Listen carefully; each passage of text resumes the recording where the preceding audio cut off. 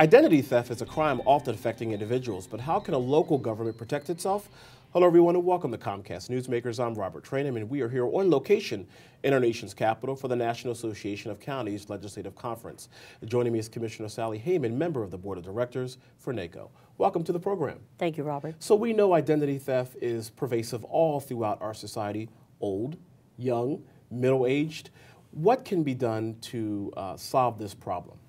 We'll have national attention and national resources dedicated to it. What you have right now is not the simple issue of a credit card or a check being taken and then misused. You're having people hack into entire data systems, stealing them from universities, governments, large employers, and what they're doing is going into a boiler room operation and taking over that person's identity. The consequence has now turned into a multi-billion-dollar crime against our nation where they're filing false tax returns, so it hurts the economic status of our entire nation, and then they're changing the purchase power, the credit ratings of the individuals and the businesses at a local level. So it sounds like it's not really our problem per se. In other words, we're not doing anything wrong. We have all these passwords and that's case protected and so forth. It sounds like that perhaps maybe at the local level there needs to be much more enforcement and much more security on your end. Is that correct?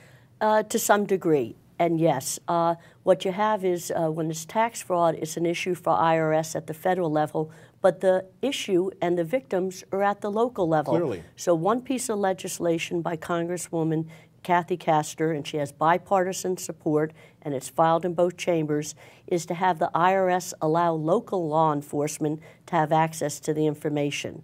A second piece of legislation is by Congresswoman Debbie Wasserman Schultz, again bipartisan support and in both chambers, is to increase the prosecution, investigation with the Department of Justice resources because it is an economic issue from the bottom up. This is, I think, literally the sweet spot. You mentioned bipartisan twice.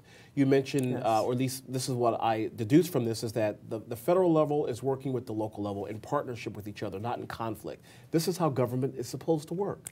I agree. You know, it's so easy when it comes to public safety and justice issues. It really isn't partisan, and no one's going to tolerate the perpetuation of crime. Now it's hitting everybody. It's an inconvenience and a problem at the local level. It's significant when you start putting a billion-dollar tag behind it. Sally, for the viewers that are watching this program at home, they're probably saying, I'm doing everything I'm supposed to do. I change my passwords every couple of months. I follow all of the case protection and so forth. What else can they do at their level to protect themselves from identity theft, especially the more vulnerable senior citizens and so forth? When someone says, give me all your information, you have to question why. Why do I need to sign off with my Social Security number, my date of birth? It's already in the data system. And I got to tell you something, question who you do business with.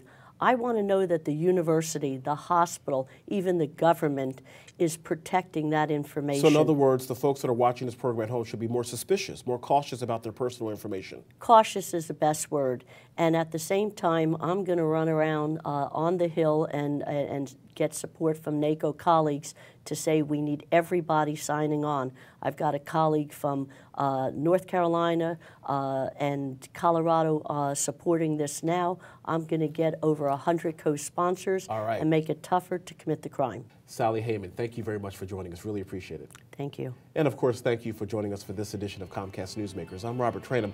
Have a great day, everybody. We'll see you next time. Take care.